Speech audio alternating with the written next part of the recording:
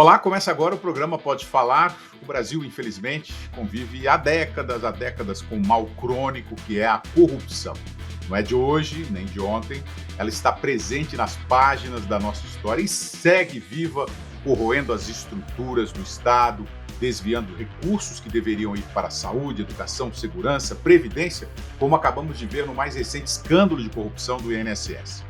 O Brasil perde bilhões por ano no ralo da corrupção, mas a pergunta é a seguinte: por que isso continua acontecendo? O que falta para a gente virar essa página? E até que ponto, né, claro, a sociedade brasileira está disposta a romper com a cultura da impunidade? Para falar sobre esse tema urgente e essencial, eu converso agora com o Procurador de Justiça de São Paulo, Roberto Liviano, e presidente do Instituto Não Aceito Corrupção. Liviano, muito obrigado pela sua participação.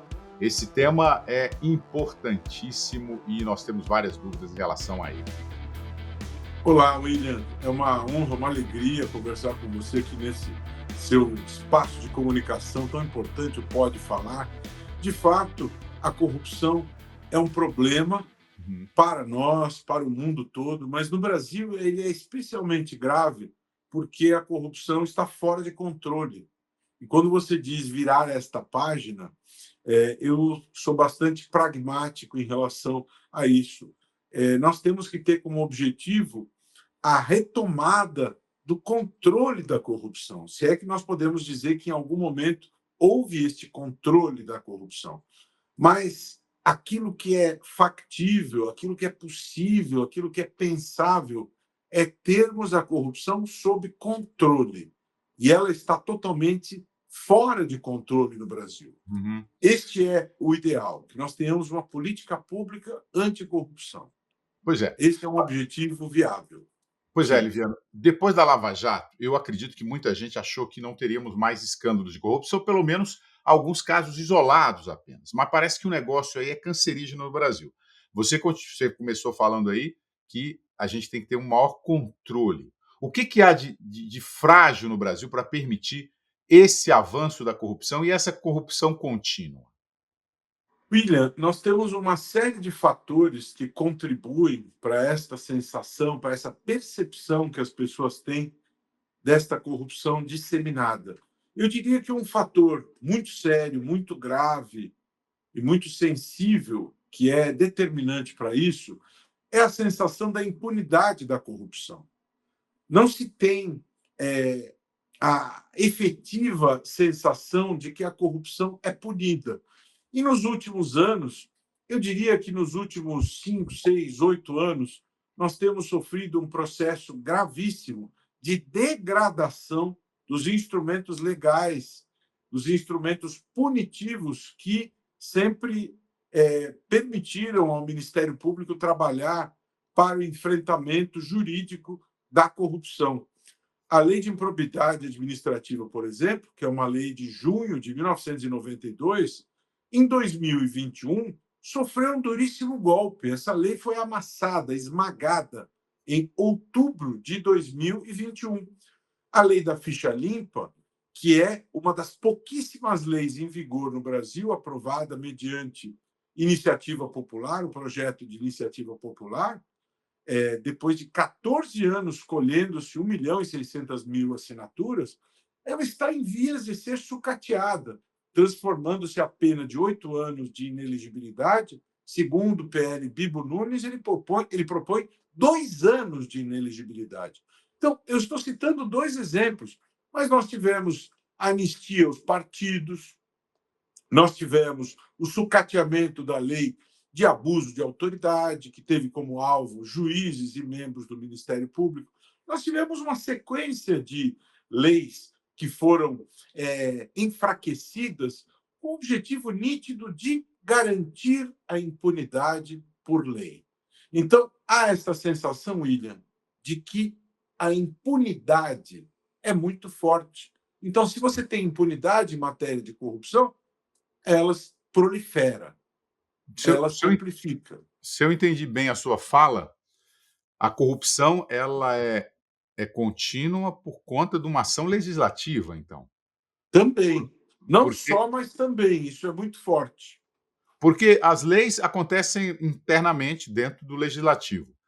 E o que eu vi aí agora foi o legislativo derrubando algumas dessas leis importantes, né, que mudaram ou pelo menos por um certo período de tempo, tiveram uma força de controle dessa corrupção, desses escândalos.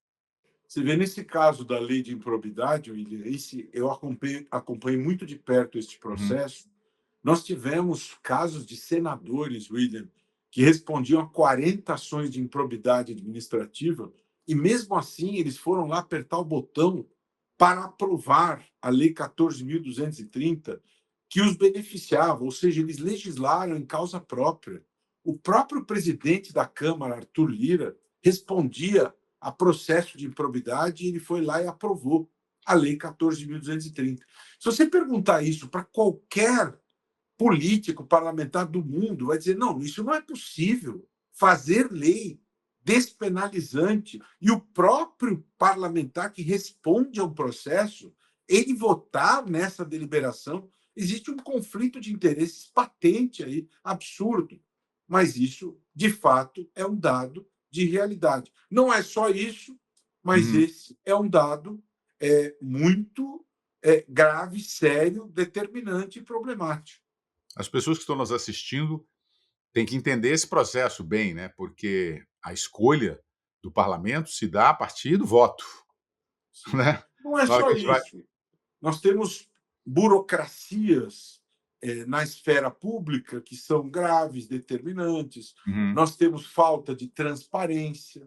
Né? A transparência é uma ferramenta fundamental, crucial para nós termos o enfrentamento da corrupção. Nós temos que diminuir as oportunidades para a corrupção, não é? Porque diminuindo as oportunidades, você tem a diminuição do risco da corrupção. Então, é importante ter clareza sobre isso, William. Não se pode uhum. acreditar em super-heróis com as suas capas mágicas, acreditando-se que eles vão resolver o problema da corrupção. Eles são impostores. Não existe bala de prata na luta contra a corrupção. Corrupção ela é enfrentada com política pública anticorrupção, com transparência, com ações objetivas, com planejamento, não com impostores mentirosos que vão dizer que com medidas mágicas e únicas, misteriosas, vão resolver o problema da corrupção. De maneira nenhuma, Uhum, fortalecendo as instituições de controle. Você precisa de um Ministério Público fortalecido, magistratura fortalecida, as auditorias fortalecidas, tá certo? Se você não tem instituição fortalecida, você não tem como controlar a corrupção. Aliás, Darren Acemoglu, prêmio Nobel de Economia, a essência da obra dele é exatamente essa: a evolução, a riqueza das nações depende da pujança, do fortalecimento das instituições, de um modo geral. E para controlar a corrupção, essa ideia vale da mesma maneira. O vamos relembrar alguns escândalos, Liviano, de corrupção no Brasil. Mensalão, Petrolão, rachadinhas, orçamentos secretos e agora esse novo aí, né, do INSS. Quais desses casos que você acha que você considera mais emblemáticos e por quê? Olha, tudo isso é muito grave e é importante que as pessoas enxerguem que a corrupção é o ato de abuso de poder e também é importante as pessoas enxergarem que existe corrupção no âmbito público e também existe corrupção no âmbito privado. Né? Nós estamos assistindo aí a um escândalo envolvendo a CBF, a Confederação Brasileira de Futebol. O presidente acaba de ser afastado novamente. Nós temos muitos escândalos na esfera privada. Existe corrupção também na esfera privada. E esse mais recente escândalo envolvendo o INSS, ele chama a atenção por alguns aspectos, porque as grandes vítimas aí desse escândalo são os aposentados e pensionistas, pessoas idosas que contribuíram toda uma vida para ter a sua aposentadoria, para ter a sua pensão, e esses descontos foram feitos de maneira criminosa. Havia uma parceria entre o INSS e os entes sindicais e associativos, e houve burla a esse sistema, com roubo de dados, com falsificações de assinaturas e descontos indevidos.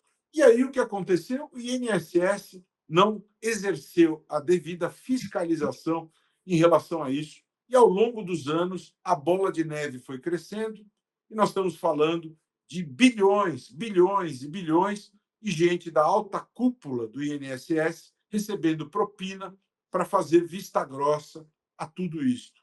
Isso já foi sabido no governo anterior, houve denúncias de que isso ocorria no governo anterior, providências não foram tomadas, e no governo atual, novamente, as denúncias vieram à tona. Fala-se em centenas de milhares de reclamações de aposentados e pensionistas no canal de denúncias do INSS, e é como se não existisse canal de denúncias, porque as denúncias eram apresentadas e simplesmente desprezadas pelas autoridades competentes. Não é?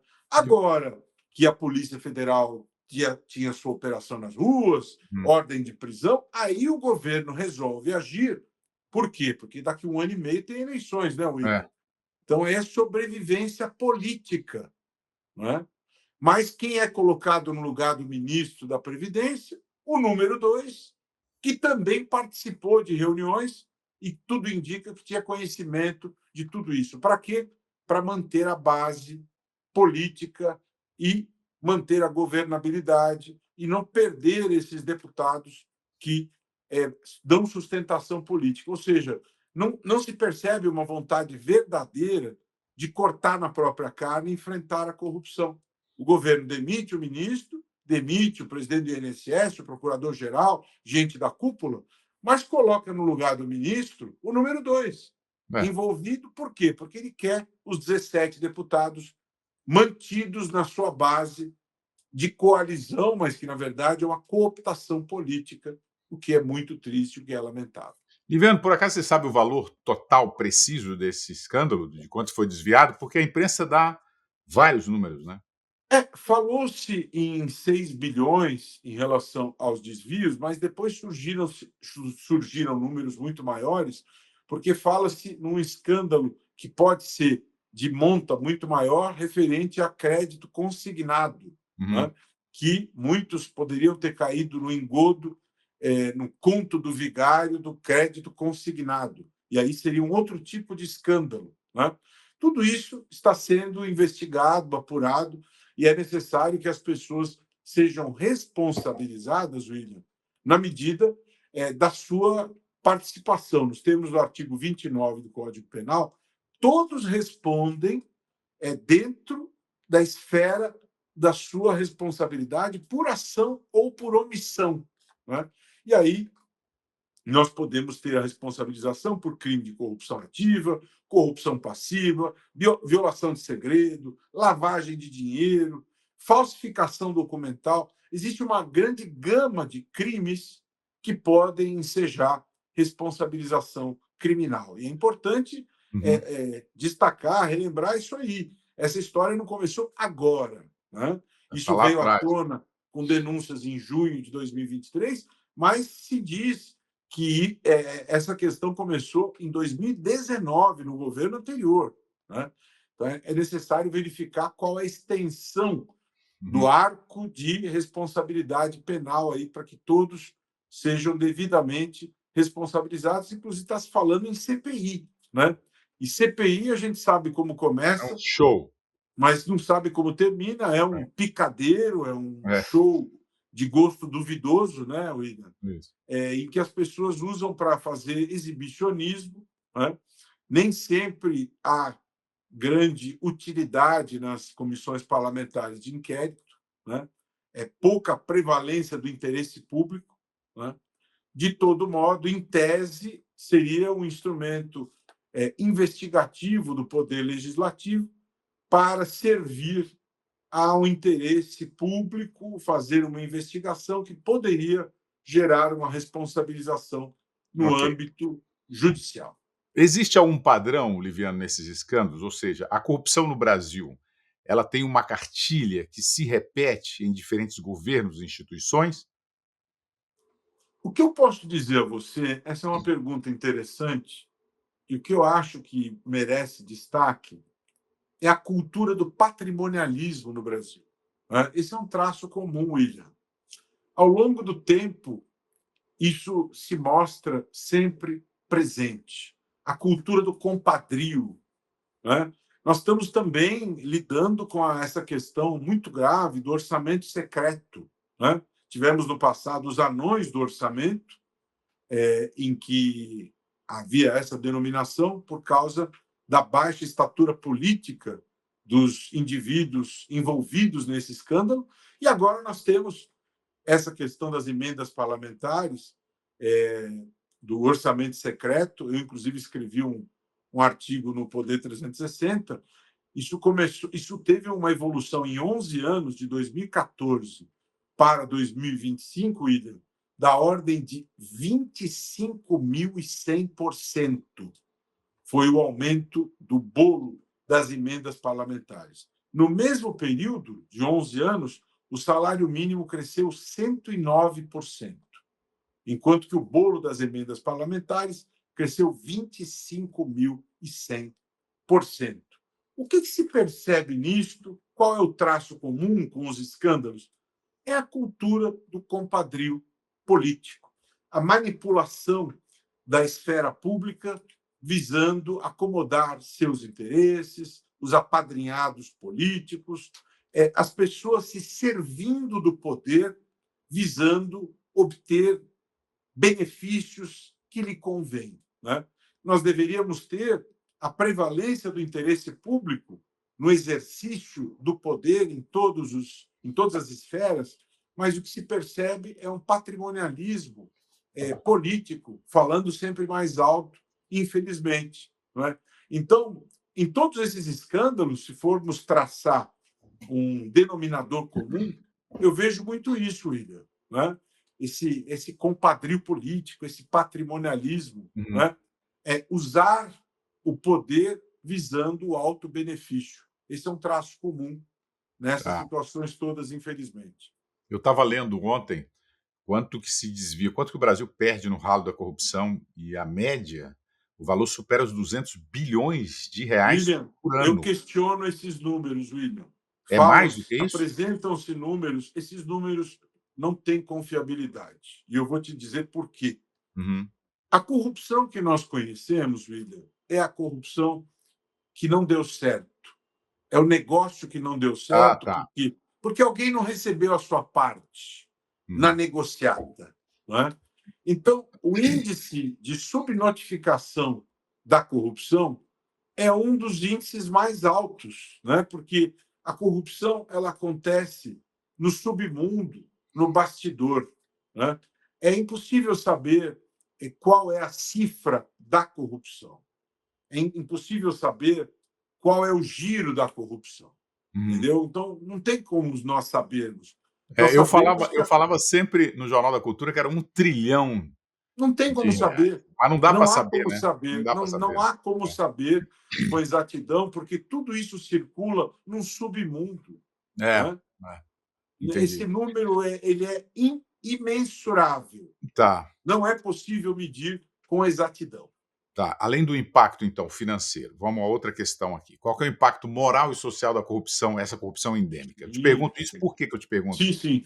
Que a nossa fama não anda muito boa mundo afora. Eu vejo isso Essa que é eu estou uma morando nos pergunta Estados muito boa. eu estou morando nos Estados Unidos e volta e meia eu vejo alguém dizendo aqui: "Ah, o Brasil é um país muito corrupto, não sei o quê". Quer dizer, a nossa fama, ela se espalha mundo afora. Então a pessoa, quando pensa no Brasil, ela não pensa num país em crescimento, um país com grande potencial, um país com um povo maravilhoso. Ela pensa num país que tem uma corrupção permanente. E aí?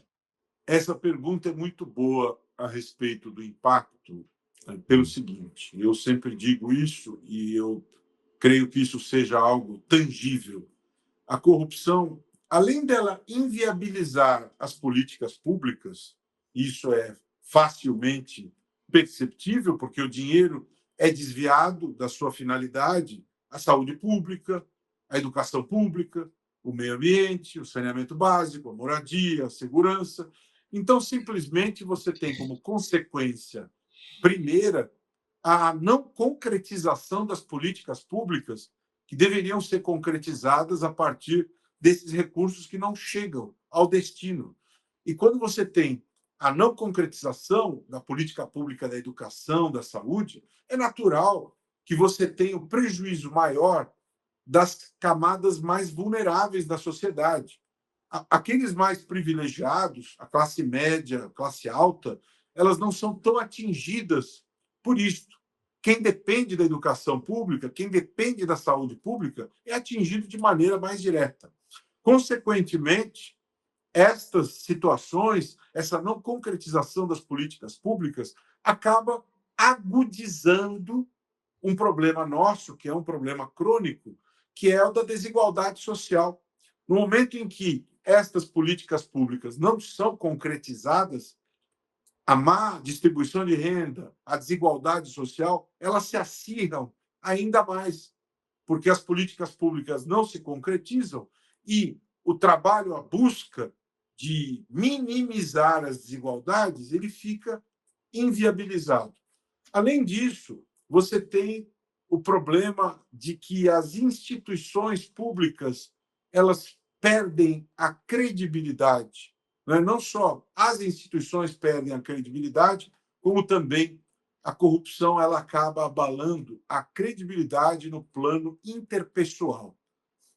As pesquisas do Latino Barômetro, que é o principal organismo no âmbito da América Latina, que mede indicadores sociais, econômicos, políticos, ele aponta que o Brasil, no âmbito da América Latina, é o país com os números mais críticos em termos de confiabilidade interpessoal.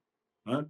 E também, segundo os brasileiros, existem números críticos em relação ao uso do poder visando o alto benefício. Né? Então, essas são consequências diretas decorrentes da corrupção, né? Além da erosão do processo democrático. Né? A corrupção ela acaba gerando erosão do ambiente democrático, o enfraquecimento do ambiente democrático decorrente da corrupção também. São elementos que andam juntos, né? O ambiente democrático e a força das instituições também acaba se fragilizando a partir da corrupção. Vou aproveitar essa sua fala aí sobre o ambiente democrático e te fazer uma pergunta, porque você citou na nossa conversa aí a questão da corrupção também na iniciativa privada. E aí a minha pergunta é o seguinte: a corrupção, então, ela é democrática no mau sentido, né? Ela está em todas as esferas, federal, estadual, municipal e em todos os poderes, inclusive no privado. É isso? Então, ela é Sim, sim, cultural. sim, sim. Ela está presente também no âmbito privado. Aliás, em relação a isso, é importante dizer que, historicamente, o Brasil nunca teve, na legislação, a previsão do crime de corrupção privada. Né? Uhum. Não se prevê no ordenamento jurídico penal brasileiro o crime de corrupção privada. Né? Em 2023, nós instituímos pela primeira vez a criminalização da corrupção privada a partir da Lei Geral do Esporte. Na gestão da ministra Ana Moser, pela primeira vez se instituiu a criminalização da corrupção privada neste contexto específico do esporte, em manipulação de apostas, na gestão do esporte. Então, pela primeira vez, historicamente, está se punindo criminalmente a corrupção no mundo privado, mas dentro desse contexto específico do mundo esportivo. Né? Como se pune a corrupção privada, então? Pune-se através de figuras subsidiárias, como o crime de apropriação indébita, o crime de estelionato, ou furto, mas não existe propriamente a figura penal da corrupção privada. Existem projetos que tratam disso, mas não temos essa figura específica. Nós tivemos, em 2013, a lei do compliance, a lei 12.846, e de lá para cá tivemos um avanço em relação a isso, mas não podemos dizer que nós estamos no patamar ideal, em matéria de regulação, em matéria de evolução e maturidade em termos de compliance, mas houve melhoras neste âmbito, especialmente em relação às grandes empresas. Então ela está em tudo, então. A corrupção está em todas as esferas, é isso? Sim, Tá. infelizmente a corrupção ela está presente em todas as esferas e eu tenho essa sensação que a corrupção no Brasil ela está fora de controle, principalmente porque há essa percepção generalizada de impunidade. Não é? E o exemplo vem das camadas mais altas. E há esse princípio no mundo privado, se tem aquela questão do compromisso do topo da pirâmide. Né? Quando você tem um compromisso do topo da pirâmide, fica mais fácil você enfrentar a corrupção. Então, quando você vê altas autoridades que não dão um bom exemplo, eu falei agora há pouco da mudança da lei de improbidade, o próprio presidente da Câmara dos Deputados, processado por improbidade administrativa, ele aperta o botão e vota um projeto que o beneficia. Como que você tem um enfrentamento saudável da corrupção neste contexto? Né? O atual presidente da República, com todo o respeito que ele merece, mas nós sabemos que houve decisões do Supremo que acabaram livrando do enfrentamento do mérito das acusações criminais de corrupção. O ex-presidente Bolsonaro, que dizia que jamais interagiria com o Centrão, ele governou com o Centrão, ele disse que seria o homem mais honesto do mundo, que apoiaria a Lava Jato. Ele destruiu a Lava Jato. Ele determinou ao seu procurador-geral da República que esmagasse a Lava Jato. A Lava Jato foi destruída por determinação do presidente da República. A lei de improbidade ela foi esmagada com o apoio da base parlamentar do ex-presidente Bolsonaro. Foi o pior presidente da história em matéria legal em relação ao enfrentamento da corrupção. Neste governo, as piores coisas em matéria legal ocorreram no governo anterior. Então, fica difícil você ter um enfrentamento à corrupção quando os maus exemplos, William, vêm dos maiores, dos governantes detentores do poder a nível federal. Como que as pessoas que estão abaixo elas terão um bom exemplo se elas veem quem detém o poder em alto escalão tendo atitudes como esta. O caso das joias sauditas escondidas no interior de uma estátua, de uma escultura, em que o próprio presidente usa de expedientes reiterados para liberar essas joias, dizendo que recebeu presente, 17 milhões em joias, dizendo que seria honestíssimo, mas a sua atitude discrepa da sua declaração. Quer dizer, são reiteradas situações que, na verdade, elas não correspondem à sua atitude. Em campanha, é muito bonito falar em combate à corrupção, né? Mas a prática é diferente. Bolsonaro falou que combateria a corrupção. Lula, no passado, disse que seria contra a corrupção. Neste mandato, quando tomou posse, não falou nenhum momento em combater a corrupção. Né? Então, é muito difícil. Parece que combater a corrupção ficou fora de moda. Né? Não se combate a corrupção concretamente ao exercer o poder. Esta é a triste realidade. Você respondeu a minha última pergunta aqui, que eu ia perguntar. Você é presidente do Instituto Não Aceito Corrupção, então é claro que eu ia fazer uma pergunta para você, se você acredita que ainda veremos um Brasil com corrupção sistêmica sendo exceção e não regra. E aí, o nosso tempo se esgotou, inclusive, mas eu gostaria de você falasse o que poderia ser feito, assim, de forma sucinta, para que a gente resolvesse ou pelo menos minimizasse essa questão da corrupção que está matando gente no país, né? Cada Veja, não tem dia. uma única medida. Nós temos que investir em muitas ações. A Coreia do Sul é um dos bons exemplos mundiais que em décadas investiu em educação em período integral, em transparência, em tecnologia e virou a mesa em relação ao combate à corrupção. Não é uma única medida, mas nós temos que realmente passar a priorizar isso. Não há mágica. Não é de um momento para o outro que isso se modifica. Mas, de fato, tem que haver um compromisso por parte dos poderes em enfrentar a corrupção. E não se percebe este compromisso. Tem que haver educação em período integral para que haja consciência por parte da sociedade em relação à gravidade disso. tem que haver ajustes na lei para que, de fato, a lei proteja o patrimônio público, porque hoje não há. Tem que haver investimento em matéria de transparência, em tecnologia, né? O blockchain é uma ferramenta importante nesse sentido.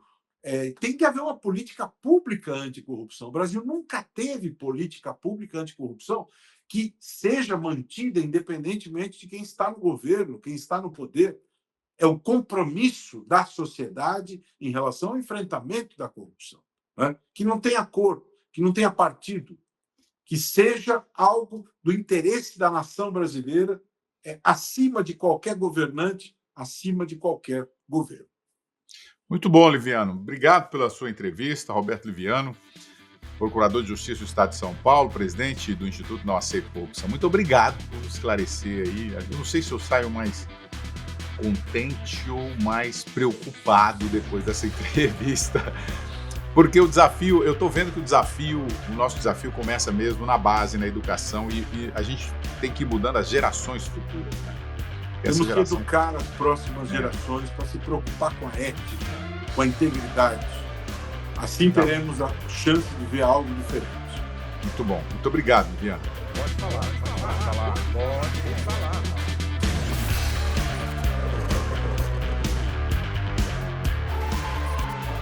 Pode falar.